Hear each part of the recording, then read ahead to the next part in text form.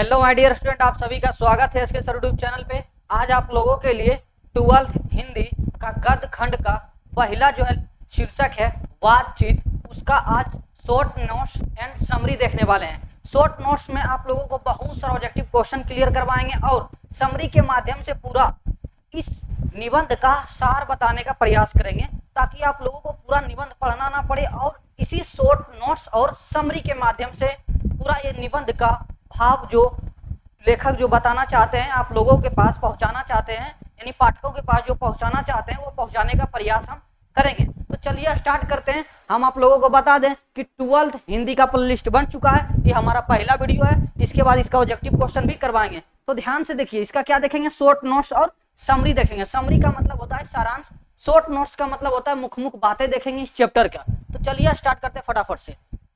देखिए यहाँ पे क्या आ गया, बातचीत का शॉर्ट नोट्स आ गया। इसमें लेखक परिचय भी आ जाता है, बिल्कुल सारा कुछ आ जाता है, लेखक परिचय, निबंध परिचय बिल्कुल, और मुख्य बातें, कृतियां बिल्कुल सब इसी में हम आप लोगों को बताएंगे। लेकिन इससे पहले आप लोगों को बता दें कि गद्य खंड में टोटल कितना है, 13 है।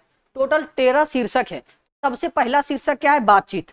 ध्यान से देखिएगा, यहाँ से एक बार रिवाइज कर लीजिए। पहला क्या है, बातचीत है, और इसका लेखक कौन है, बालकृष्ण भट्ट, और ये क्या है, एक निबंध है। इसको हम क्या करने वाले हैं, आज करने वाले हैं इस सेशन के अंतर्गत। लेकिन दूसरा क्या है, उसने कहा था, और इसका लेखक कौन है, चंद्र शर्मा ग्लोरी, और ये क्या है, कहानी है। फिर इसको करेंगे, ठीक ना। फिर देखिए संपूर्ण क्रांति का लेखक कौन है, जयप्रकाश नारायण, ये क्या है, भाषण है। और देखिए चौथा क्या है, अर्धनारीश्वर, और इसका लेखक कौन है, रामधारी सिंह दिनकर, और ये भी है क्या, एक निबंध है। और देखिए रोज का लेखक किसने लिखा है, सचिदानंद हीरानंद वात्स्ययन आज्ञे जी। शॉर्ट में याद रखिएगा क्या लिखा है, आज्ञे जी लिखा है। ये भी एक क्या है, कहानी है। और देखिए छठा क्या है, संपूर्ण क्रांति, जिसका लेखक कौन है, जयप्रकाश नारायण जी, और यह क्या है, भाषण है। और फिर सातवां ओ सदा नीरा है, इसका लेखक जगदीश चंद्र माथुर है, और ये क्या है, निबंध है। और फिर सिपाही का माँ का लेखक कौन है, मोहन राकेश जी, और ये क्या है, एक एकांकी है। और नौवां जो है प्रगति और समाज है। क्या है, प्रगति और समाज, इसको किसने लिखा, इसको रामबरन सिंह ने लिखा, और ये भी क्या है, एक निबंध है। फटाफट से अब ये क्या, 10वां क्या है, जूठन को किसने लिखा, ओम प्रकाश वाल्मीकि जी, और ये क्या है, एक आत्मकथा है, यह एक आत्मकथा है। और फिर देखिए हंसते हुए मेरा अकेलापन क्या लिखा है, मल्य जी, और क्या है, ये एक डायरी है, यह क्या है, डायरी है। अब देखिए 12वां क्या है, त्रिच को किसने लिखा है, उदय प्रकाश जी लिखे हैं, और ये क्या है, निबंध है। और फिर देखिए जो 13वां है वो क्या है, शिक्षा, और इसको किसने लिखा है, जे कृष्ण मूर्ति जी ने, और ये क्या है, संभाषण है। लेकिन आज के सेशन में हम क्या देखने वाले हैं, बातचीत को देखने वाले हैं। तो बातचीत को क्या करते हैं, स्टार्ट करते हैं। कि नींद अपने खोकर सुलाया तुझको, आंसू अपने गिराकर हंसाया तुझको, कभी दर्द न देना उस खुदा के तस्वीर को, प्यार से कहते हैं माँ बाप जिनको।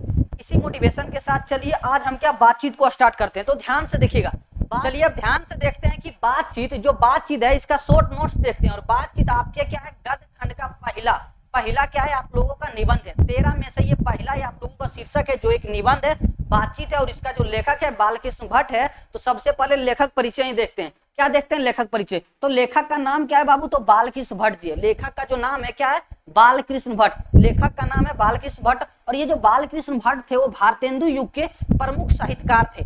बालकृष्ण भट्ट भारतेंदु युग के क्या थे, प्रमुख साहित्यकार थे। और बालकृष्ण भट्ट का जन्म कब हुआ था, 23 जून 1844 ईस्वी को। बालकृष्ण भट्ट का जन्म 23 जून 1844 ईस्वी को हुआ था। और इसका निर्धन, और इसका ये निर्धन यानी ये कब ये मर गए थे, तो 20 जुलाई 1914 ईस्वी को।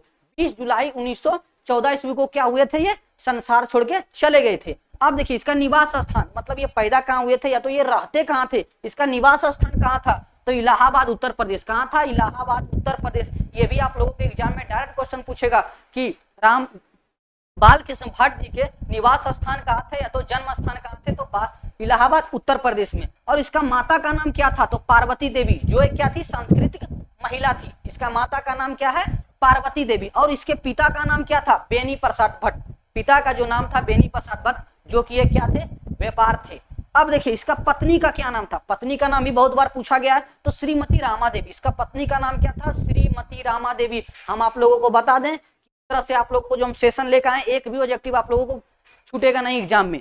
बस यही तो आप लोगों को चाहिए कि हिंदी में आप लोगों को क्या करना है, एक भी क्वेश्चन छूटना नहीं चाहिए, क्योंकि इसका तो फिर आगे यूज होगा नहीं। बस हिंदी को इतना ही पढ़िए जितना आप लोगों के एग्जाम में पूछा जाता है, और हम आप लोगों को इतना ही पढ़ाएंगे जितना आपको एग्जाम में पूछा जाएगा, क्योंकि ज्यादा पढ़ने से आप लोगों को बोझ हो जाएगा। बहुत सारा सब्जेक्ट है, मैथ पढ़िए, फिजिक्स पढ़िए, केमिस्ट्री पढ़िए, हिंदी को बस सटीक से पढ़िए। अब देखिए, अब इन्होंने शिक्षा किया था, प्रारंभ में इन्होंने संस्कृत का अध्ययन किया। प्रारंभ में क्या किया था, संस्कृत का अध्ययन किया था। 1867 ईस्वी में प्रयाग के मिशन स्कूल से क्या किया था, एंट्रेंस की परीक्षा दी थी। एंट्रेंस की क्या दी थी, परीक्षा कब दी थी, तो 1867 ईस्वी में। ये भी पूछा गया क्वेश्चन है। अब देखिए आगे, देखिए थोड़ा सा आगे देखिए, अब क्या है शीर्षक परिचय। शीर्षक परिचय में शीर्षक का नाम क्या था, सबसे पहले शीर्षक का नाम क्या है, तो बातचीत। शीर्षक का नाम क्या है बाबू, बातचीत। और इसका प्रकृति क्या है, ये कहानी या तो निबंध है या तो कविता है। तो क्या ये निबंध है, या ये क्या निबंध है, भाषण भी नहीं है, क्या एक निबंध है। जो बातचीत है आप लोगों का क्या है, निबंध है। अब देखिए इसके बालकृष्ण भट्ट की कुछ रचनाएं हैं जो कि बहुत ज्यादा इंपॉर्टेंट है। उपन्यास भी बहुत सारा था, लेकिन यहाँ पे हम वही उपन्यास लाए जो कि एग्जाम में डायरेक्ट पूछा गया है। एक भी उपन्यास ऐसा नहीं है जो कि एग्जाम में पूछा नहीं गया हो। तो फटाफट से आप लोग बताइए, आप लोगों का ये पहला उपन्यास है रहस्य कथा। इसके बाद नूतन ब्रह्मचारी, क्या है, नूतन ब्रह्मचारी। और फिर 100 अजान एक सुजान, ये क्या है, इसका प्रमुख उपन्यास है। अब देखिए गुप्त वैरी, हमारी घड़ी, सद्भावना का अभाव, ये सब इसका प्रमुख उपन्यास है बालकृष्ण भट्ट जी का। अब देखिए इसका नाटक भी बहुत सारा है, लेकिन यहाँ पे आप लोगों को वही लाए जो एग्जाम में पूछा जाता है। अब देखिए पद्मावती भी इसका नाटक है, शिशुपाल वध भी इसका क्या है, नाटक है। दमयंती स्वयंवर भी इसका क्या है, नाटक है। बहुत ही क्या है, इंपॉर्टेंट है ये। अब देखिए सीता वनवास भी एक तरह का क्या है, नाटक है। मेघनाथ वध भी एक तरह का क्या है, नाटक है। और रेल का विकट खेल, ये भी एक नाटक है। और देखिए बाल विवाह, ये भी क्या है, नाटक है। और ये सारा नाटक इंपॉर्टेंट है, एग्जाम में पूछा जाएगा क्वेश्चन। अब देखिए प्रश्न भी इन्होंने कुछ बताए हैं बालकृष्ण भट्ट जी के द्वारा, कि मतलब जैसा काम वैसा परिणाम, ये भी इसका प्रमुख क्या है, प्रश्न है। अब देखिए नई रोशनी का विष, ये दोनों बहुत ही इंपॉर्टेंट है। ये दोनों पूछा गया एग्जाम में, तो दोनों आप लोग क्या कर रखिएगा, याद रखिएगा।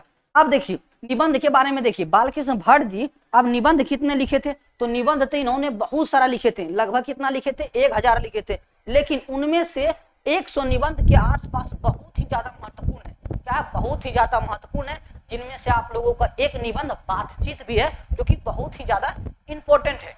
अब चलिए ध्यान से लेखक परिचय तो देख लिए, अब देखते हैं इसका चैप्टर का, मतलब ये जो बातचीत था, बातचीत के माध्यम से आप लोगों को क्या बताना चाहता था लेखक बालकृष्ण भट्ट, पाठकों को, कि जो पढ़े उसको क्या समझ में आए, बातचीत के बारे में क्या ऐसी जानकारी दी गई है। तो उसका थीम होता है, मतलब पूरे जब सरांश पढ़िएगा तो उसका एक थीम निकलेगा कि इस चीज के बारे में लेखक बताना चाहता है। तो इसका थीम क्या है कि प्रकृति के द्वारा मनुष्य को दी गई अनमोल भेंट वाक शक्ति के महत्व पर प्रकाश डाला है।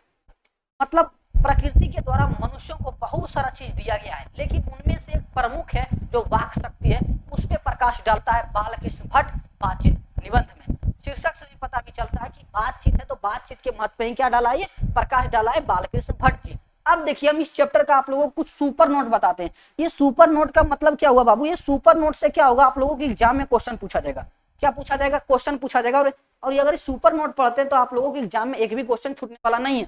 देखिए बालकृष्ण भट्ट जी, जो बालकृष्ण भट्ट जी का मतलब हुआ, बालकृष्ण भट्ट जी 1877 ईस्वी में हिंदी प्रदीप नामक मानसिक पत्र निकालना प्रारंभ किया था। कब किए थे प्रारंभ, 1877 ईस्वी में। 1877 ईस्वी में हिंदी प्रदीप नामक मानसिक पत्र निकालना प्रारंभ किए थे बालकृष्ण भट्ट जी। अब देखिए नाटक के प्रारंभ में नांदी पाठ किया जाता है। नाटक जब स्टार्ट होता है उससे पहले आप लोग क्या किया जाता है, तो नांदी पाठ किया जाता है। अब देखिए संयोगिता स्वयंवर, जो संयोगिता स्वयंवर है, ये बालकृष्ण भट्ट के शीर्षक में लिखा गया है। मतलब जो बालकृष्ण भट्ट के शीर्षक जब आप लोगों को पढ़िएगा, तो यहाँ लेखक परिचय के अंतर्गत आप लोगों को ये आएगा कि संयोगिता जो स्वयंवर है, ये बालकृष्ण भट्ट के द्वारा नहीं लिखा गया है, ये लिखा गया है श्रीनिवास दास के द्वारा। श्रीनिवास दास के द्वारा इसको क्या किया है, लिखा गया। लेकिन बहुत सारा स्टूडेंट क्या करते हैं, गलती कर देते हैं, बालकृष्ण भट्ट की लगा देते हैं। बस वो यही सोचते हैं कि बालकृष्ण भट्ट वाले चैप्टर में है तो उन्हीं को वही लिखे होंगे। नहीं, इसको किसने लिखा है, तो श्रीनिवास दास जी लिखा है। ये बहुत ही इंपॉर्टेंट है, आप लोग यहाँ पे आप लोग थोड़ा सा गड़बड़ी कर सकते थे। और देखिए रॉबिन्सन क्रूसो जो था ना, एक आइलैंड पे रहा करते थे, आइलैंड पे रहते थे। आइलैंड क्या होता है बता दें, कि मान लीजिए छोटा सा स्थल है और चारों तरफ क्या है, पानी है, उसको क्या बोलते हैं हम लोग, आइलैंड, या इसको क्या बोला जाता है, द्वीप। आइलैंड को हिंदी में क्या बोलते हैं, द्वीप। तो एक द्वीप पे जो रॉबिन्सन क्रूज थे वो 16 वर्ष के बाद किसी मनुष्य के मुख से एक बात सुना था, तो इसको बहुत ही क्या हुआ, प्रसन्नता हुई और बहुत खुशी महसूस हुआ। किसके मुंह से बात सुना था, तो फ्राइडे के मुंह से, फ्राइडे के मुंह से बात सुने थे 16 वर्ष के बाद। आइलैंड पे वो अकेले बैठे रहा करते थे, जब फ्राइडे जी आए ने तो कुछ बातें जब इसको सुनी तो इसको लगा कि बहुत ही क्या है ये दुनिया, मतलब दुनिया के अंदर मतलब ये रम गए, मतलब आप इसको संसार लगने लगा कि नहीं, संसार में भी एक वाक शक्ति है, उसके माध्यम से हम अपने भावनाओं को किसी दूसरे को बताया जा सकता है। तो ये भी आप लोगों के एग्जाम में क्वेश्चन पूछेगा, 16 वर्ष के बाद किसके मुख से सुना था, फैराडे के मुंह से, ये भी आप लोगों को पूछा जाएगा। अब देखिए इस चैप्टर में क्या किया है, बातचीत करने से क्या होता है, मन हो जाता है हल्का और स्वच्छ, मन हल्का भी होता है और स्वच्छ भी हो जाता है ना, बातचीत करने से, लेखक इस चैप्टर में बताते हैं अंत में। अब देखिए आप लोगों को क्या बताते हैं, सारांश।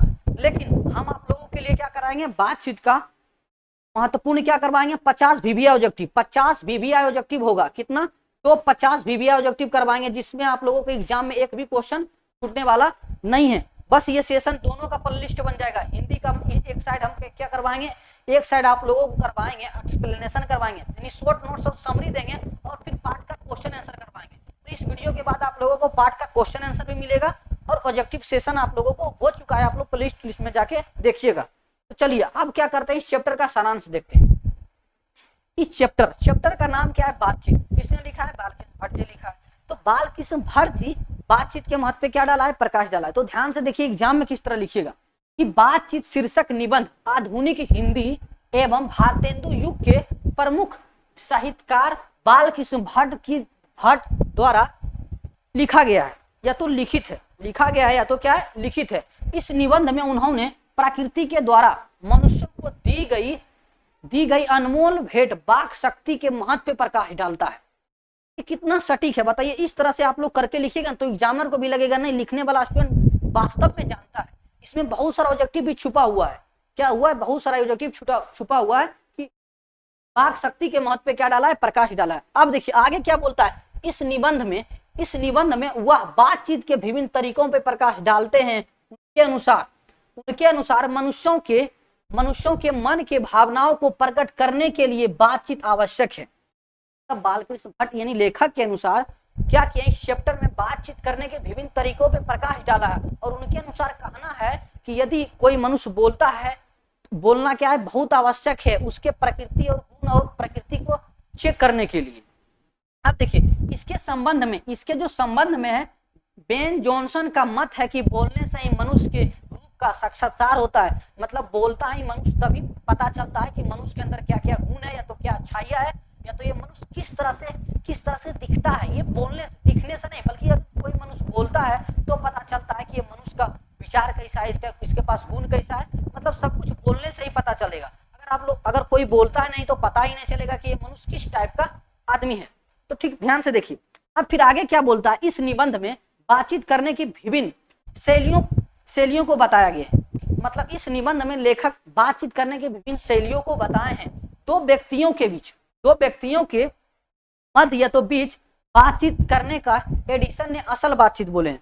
यदि दो व्यक्ति आपस में बातचीत करते हैं तो एडिसन ने क्या बताया, असल बातचीत है। मतलब असल बातचीत दो व्यक्तियों के बीच ही किया जा सकता है। ये बात किसने बताया, एडिसन जी ने बताया कि अगर दो व्यक्ति रहता है तो क्या करता है, अपना सारा बात उसको बताता है, वो भी अपना सारा बात इसको बताता है। अगर कोई तीसरा आता है तो फिर वो अच्छा नहीं होता है। ध्यान से देखिएगा, तीन के बीच बातचीत अंगूठी में नख की तरह हो जाता है। जैसे में देखिए अंगूठी है, एक तो क्या है अंगूठी, देखिए आप लोग के पास क्या उंगली है, और एक तो की उंगली में क्या रहता है, अंगूठी, और उसके ऊपर में क्या चमकते रहता है, नग रहता है, जो भी अंगूठी रहती है उस पे नग। ठीक उसी प्रकार होता है, अगर दो व्यक्ति आपस में बात कर रहा है तो तीसरा व्यक्ति आके वहां पे क्या हो जाता है, चढ़ जाता है, जो उतना अच्छी तरह से बात नहीं हो पाता है, ना खुल के बात नहीं कर सकता है। अगर 3 व्यक्ति हो गया तो, अगर 4 व्यक्ति हो गया तो फॉर्मेलिटी हो गया, इसी को क्या बोला जाता है, राम रमोगल। अगर 4 व्यक्ति हो गया तो क्या हो जाएगा, राम रमोगल हो जाएगा। अर्थात सभी वर्ग एवं आयु के लोग अपने अनुसार बातचीत करते हैं। ये बोला बालकृष्ण भट्ट जी बोल रहे हैं कि आयु के अनुसार बातचीत करने की लोगों की तरीका अलग हो जाता है। जैसे में अगर कोई बूढ़ा बात कर रहा है तो वो क्या करेगा, बहुत सारे जमाने की शिकायतें करेगी। शिकायतें की वो बात करेगी कि क्या क्या शिकायतें चल रही है, जमाने की, बहुत पुराने की बातें की शिकायतें की करने की बात करेगी। अगर तो आपस में दादी लोग की उम्र की जैसी बात करी हो तो वो क्या करेगी, घर में बहू बेटियां की क्या करेगी, शिकायतें की बात करेगी कि मतलब बहू बेटी से रिलेटेड बातें करेगी। लेकिन यदि तो युवा बात कर रहा हो तो पढ़ाई लिखाई से रिलेटेड बात करेगा। अगर दो सहेलियां बात कर रही हो तो उसका तो पूछिए ही मत, बहुत चीज क्या करेंगे वो, कुछ कुछ मतलब जो जो कामें की है उसका तो पूछिए मत। अगर दो सहेलियां हैं तो उसका पूछिए मत, आप लोग खुद जानते होंगे कि दो सहेलियां किस तरह से बात करती है। अगर दो स्टूडेंट बात करा तो पढ़ाई लिखाई से ही रिलेटेड बात करेगा। इस तरह की बातें बालकृष्ण भट्ट जी इस चैप्टर में बताने का प्रयास किया है। अब थोड़ा सा आगे देखिए, थोड़ा सा आगे क्या बोल रहा है, उनके अनुसार यूरोप के लोगों के बातचीत करने का अलग ढंग है। हम लोग भी आपस में बात करते ना, लेकिन इन्होंने क्या बताया, यूरोप, यूरोप एक क्या है, महादेश, क्या है, एशिया जैसे एक महादेश है ना, एशिया में हम लोग आते हैं, इस तरह यूरोप, यूरोप के इंग्लैंड, इंग्लैंड किस में आता है, यूरोप में। जो अंग्रेज लोग थे ना यूरोप के थे। तो यहाँ पे क्या बोलता रहा है कि इनके अनुसार, यानी बालकृष्ण भट्ट जी के अनुसार, लोगों में, जो यूरोप के लोगों को बातचीत करने का एक अलग ढंग है जिसे आर्ट ऑफ कन्वर्सेशन कहा जाता है। आर्ट ऑफ कन्वर्सेशन कहा जाता है। इस कन्वर्सेशन में होता क्या है, बातचीत करने के, जिस समय अगर दो व्यक्ति बातचीत कर रहा होगा, तीन व्यक्ति बातचीत कर रहा होगा, उस समय क्या छोड़ा जाता है, चुटकुला टाइप का, प्रसंग टाइप का बातें छोड़ा जाता है, जिससे सुन के बहुत ही कान को अनुमति, मतलब बहुत ही सहज होता, फील होता है और खुशी भी मिलती है। अब देखिए, बालकृष्ण भट्ट बातचीत का उत्तम तरीका यह मानते हैं कि हम वह शक्ति पैदा करें जिससे अपने आप से बात कर लिया करें। तो जो बालकृष्ण भट्ट ने इतना चैप्टर में बताया, लेकिन अंततः उन्होंने ये बताया कि बातचीत का उत्तम जो तरीका है, यदि हम, अगर कोई बात करता है तो यदि वो अपने आप से बात कर लिया करे, वही बातचीत का क्या है, एक उत्तम तरीका है। और आर्ट ऑफ कन्वर्सेशन क्या था, यूरोप के लोगों के बातचीत करने की एक कला है, जिसमें जब कोई लोग बात करती है तो उसके बीचों बीच में प्रसंग या चुटकुला टाइप का बातें छोड़ा जाता है, जिससे बहुत खुशी महसूस होता है। अब देखिए, हर एक जितना भी निबंध हो या तो कहानी हो, जितना भी आएगा आप लोगों का, हर एक सारांश में आप लोगों को ये बात लिखना है, नोट पॉइंट। ये नोट पॉइंट जान के लिख दिए ताकि आप लोग इसको अलग से आज भी कर लीजिएगा तो बहुत अच्छी बात है। अगर इससे अगर आप लोग लिख देते ना तो जो एग्जामिनर कॉपी चेक करेगा ना, उसका इंप्रेशन बढ़ जाएगा और आप लोग को ना चाहते हुए नंबर 5 मार्क्स का है सारांश तो 5 मार्क्स आपको मिल जाएगा। ये देखिए, नोट पॉइंट तो आप लोगों को लिखना नहीं है, बस यहाँ पे अंत में लिखना है। तो यहाँ पे क्या लिखना है, देखिए, अंततः, फाइनली जब ये सारांश लिख दिए तो आप लोगों को ये लिखना है, अंततः यह बालकृष्ण भट्ट द्वारा, यहाँ पे आप लोग जिस चैप्टर का लिखना चाहते हैं उस चैप्टर का नाम लिख सकते हैं। अगर उसने कहा था लिखते हैं तो उसका जो लेखक है चंद्र शर्मा गुलेरी, तो यहाँ पे लिखते हैं अंततः यह चंद्र शर्मा गुलेरी जी द्वारा एक शानदार कहानी हो था, तो कहानी लिखेंगे। लेकिन हम ये बातचीत के लिख रहे हैं तो बातचीत का ही सारा बात इसमें लिखेंगे। अंततः यह बालकृष्ण भट्ट जी द्वारा रचित एक शानदार क्या है, निबंध है, जहां उन्होंने बड़ी सुंदरता से अपने विचारों को व्यक्त किया है इस निबंध में। कितना अच्छी बातें हैं, और भाव शब्द और विचार बहुत ही आकर्षक और सुगठित है। यहाँ पे जो बातें बताएं, बहुत जो भाव है उसमें, जो शब्द है और जो विचार है वो बहुत क्या है, बहुत ही सुगठित और आकर्षक है। तथा लेखक रहेगा तो लेखक, और कवि रहेगा तो कवि लिखेंगे, लेकिन ये तो लेखक है। लेखक यहाँ अपने संदेश सफलतापूर्वक पाठकों तक पहुंचाने में सक्षम रहा है। मतलब अंततः आप लोगों को ये फाइनली लिखना है कि अंततः जो बालकृष्ण भट्ट द्वारा रचित एक शानदार निबंध है, यहाँ उन्होंने बड़ी सुंदरता से अपनी विचारों को व्यक्त किया है। भाव हो या तो शब्द हो या तो विचार बहुत ही आकर्षक एवं सुगठित है।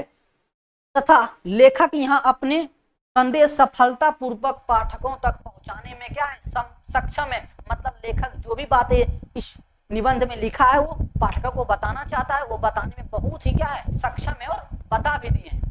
तो आज क्या हुआ, ये सेशन पूरा समाप्त होता है। बातचीत का ये शॉर्ट नोट्स और समरी के माध्यम से आप लोगों को समझ में आ गया होगा कि बातचीत में क्या किया गया है। लेकिन आप लोगों को जब इसका क्वेश्चन आंसर करवाएंगे तो और बहुत ज्यादा क्लियर होगा। इसका पार्ट का क्वेश्चन आंसर भी लेकर आएंगे, इसमें शॉर्ट क्वेश्चन लॉन्ग क्वेश्चन दोनों होगा, ठीक ना। तो मिलते हैं नेक्स्ट वीडियो में, तब तक के लिए जय हिंद।